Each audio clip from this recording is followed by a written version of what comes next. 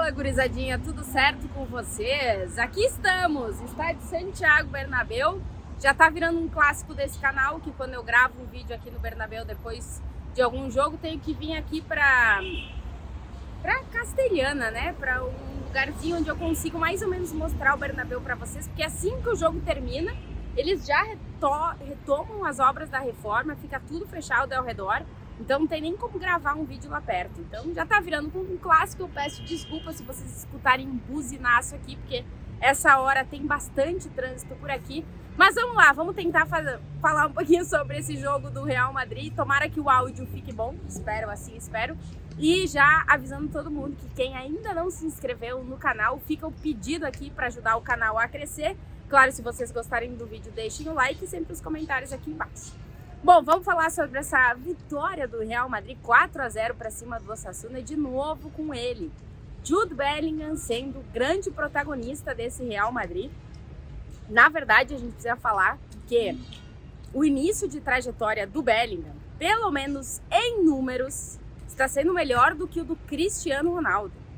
Para mim, é a contratação de impacto inicial, de maior impacto inicial nesse time, nesse clube, desde o Cristiano Ronaldo lá em 2009. Porque eu não lembro de um jogador, primeiro, que tenha chegado com as características que o Bellingham chegou, ou seja, tendo custado 100 milhões de euros, assim, né, sendo uma das grandes contratações, vindo de um clube da Europa já com experiência, o que faz com que ele chegue já em outro patamar e entre direto no time, que é a coisa que aconteceu com o Bellingham. Mas a gente viu outros jogadores nessa última década tendo essas possibilidades, essa oportunidade, né, de vir com essas características, tendo custado muito, vindo já com experiência do futebol europeu, chegando no Real Madrid, sendo protagonista, entrando no time, já sendo titular, e que não entregou o que o Bellingham está entregando. Então a gente precisa dizer que uma contratação de impacto inicial como a do Bellingham, só Cristiano Ronaldo. Então, desde Cristiano Ronaldo, a gente não via uma contratação com esse impacto nos primeiros jogos. São 10 jogos do Bellingham com o Real Madrid, 10 gols marcados e 3 assistências. O Cristiano, nos 10 primeiros jogos com o Real Madrid, foram 10 gols marcados e 1 assistência.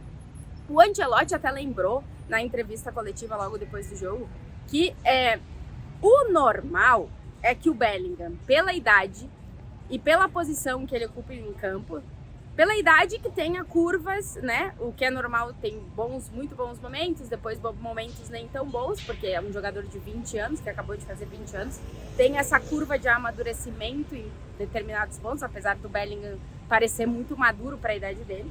E depois que ele é um meio-campista, ele não é um centroavante, então a questão dos gols, o normal é que ele não mantenha esse número de gols no decorrer da temporada, e o Ancelotti até falou na coletiva que o Bellingham está preparado para quando esse momento chegar, de ele não entregar tantos gols assim, porque realmente ninguém esperava. Eu acho que se esperava que ele pudesse ter um impacto sim em jogo, em ajudar o time a melhorar, em entrega, em assistências, mas com tantos gols realmente era algo que eu acho que ninguém imaginava, nem o próprio Bellingham.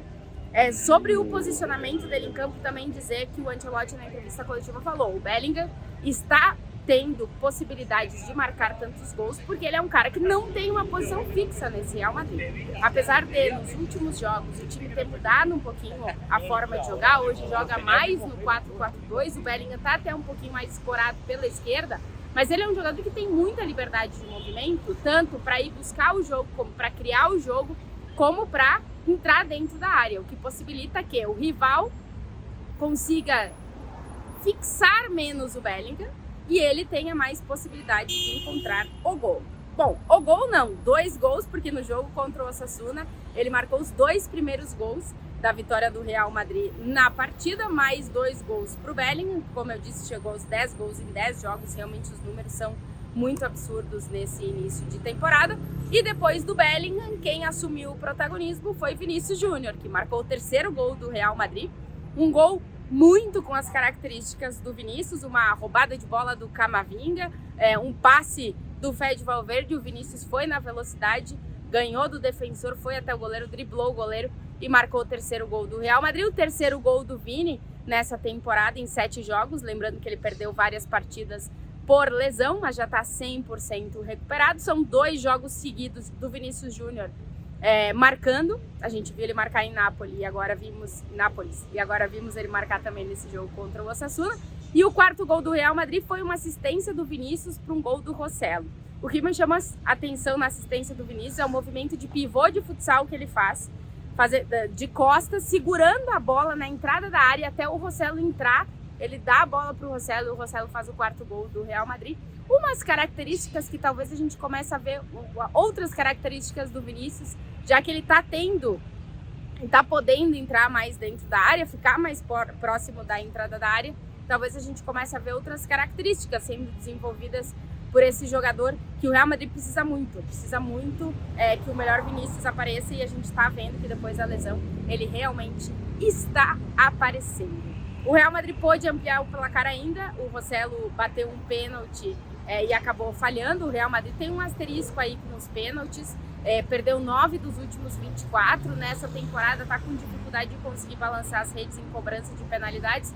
A gente precisa ainda entender quem serão os batedores. O Ancelotti hoje, depois do jogo, falou que nesse jogo o Rossello era o batedor principal e que depois ele ia ver dentro do campo o que ele tinha, mas realmente é uma conta pendente aí com esse Real Madrid, a questão dos pênaltis. E aí trazer outros destaques do jogo. Primeiro, na escalação, Tchouaméni foi o companheiro do Rudiger na defesa. Para mim foi um bom jogo do Tchouaméni como zagueiro, a primeira vez que ele joga na zaga. O Ancelotti durante a semana treinou muito com ele alguns movimentos para ele atuar como zagueiro, mas como ele tem características defensivas, eu acho que entre Mendy e Tchouaméni, que eram as 2 opções, para mim a opção Tchouaméni é melhor que a opção Mendy, porque ele é um cara preparado mais para fazer diferentes ações defensivas que o Mendy talvez coloque o time um pouco mais em perigo, e Tchouaméni para mim é um pouco mais de segurança. Inclusive em pontos defensivos, essa temporada para mim o Tchouaméni deu um salto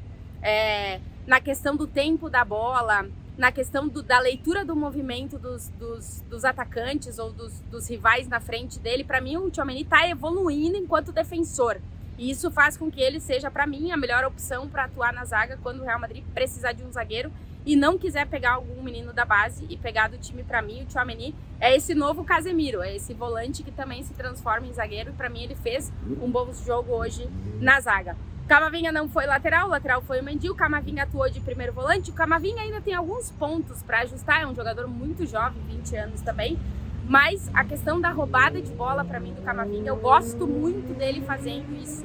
Eu acho que fazendo isso ele é muito bom, tanto que o 3º gol do Real Madrid, o gol do Vini, é uma roubada de bola do Camavinga. Ele tem uma leitura para conseguir tirar a bola do rival que é daquele volante, entendeu? Eu gosto do Camavinga fazendo isso. Eu acho que ele tem muitos pontos para evoluir. É um jogador que tem tudo para ser muito completo, porque ele faz muitas coisas bem em campo e em muitas posições, é muito funcional, muito polivalente. Mas a roubada de bola do Camavinga, ele ainda vai aprimorar, porque isso também é questão de experiência, né? Não fazer tanta falta e não receber tanto cartão por tentar roubar a bola do adversário. Mas para mim ele faz isso bem, e ele vai aprimorar isso. Eu gosto muito do Camavinga roubando bola. E depois, Luka Modric foi pro time titular. Era um jogo, eu acho que foi bom pro Modric ser titular, porque o Osasuna, na verdade, não é o Osasuna da temporada passada, é menos intenso, é menos físico, e o Modric conseguiu controlar. O Real Madrid, na verdade, controlou o jogo. O Osasuna criou muito poucas ocasiões de perigo para o Real Madrid, não soube aproveitar o que tem de melhor, que é um jogo na velocidade, no contra-ataque. Praticamente não fez isso no jogo.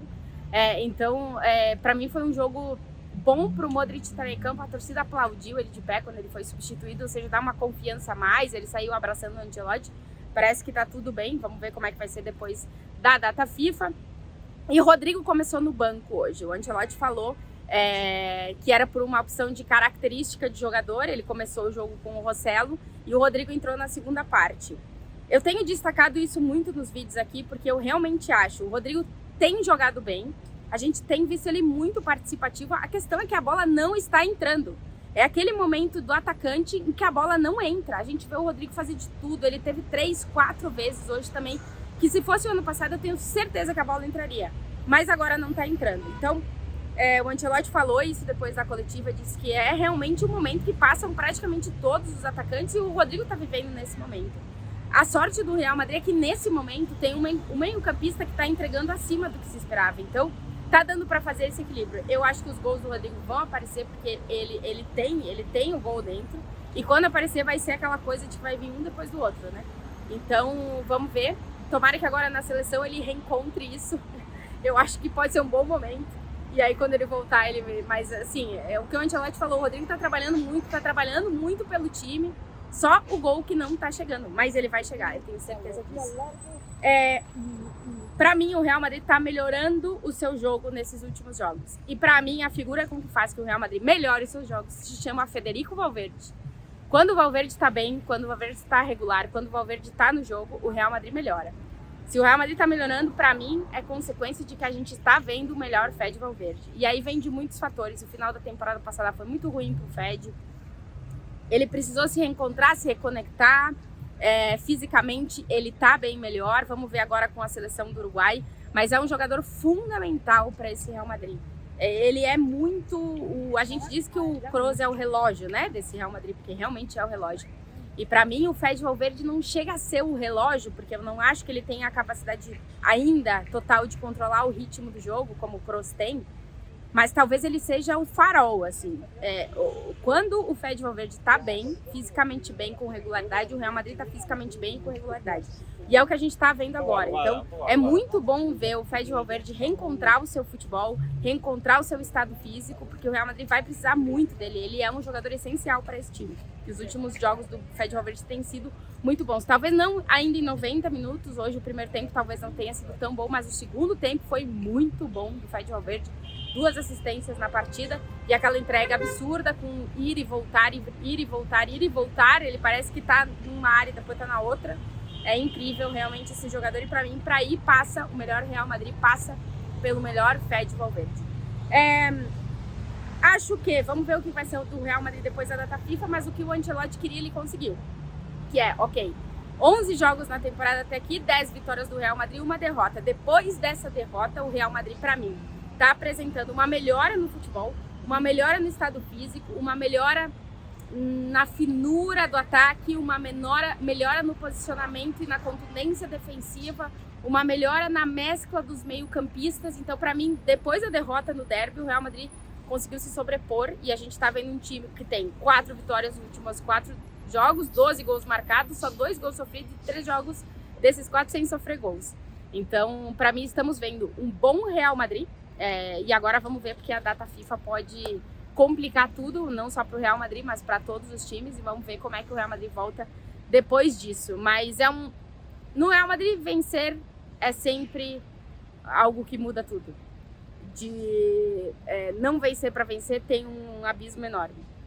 Como vencer é importante, mas não é fundamental. O fundamental é vencer. Então, vencendo, vai com tranquilidade para a data FIFA e veremos como é que vai ser o retorno. Para quem chegou até aqui o final do vídeo e não se inscreveu ainda no canal, fica aquele pedido, se inscreva no canal, deixa o like se vocês gostaram do vídeo, comentário aqui embaixo, desculpem a minha voz, estou me recuperando ainda de um resfriado que eu peguei lá na Itália, por isso nesses últimos dias eu até nem fiz vídeo aqui que eu queria fazer, mas enfim, vamos, que agora vem data FIFA, vai dar para dar uma tranquilizada um pouco mais, melhorar o resfriado.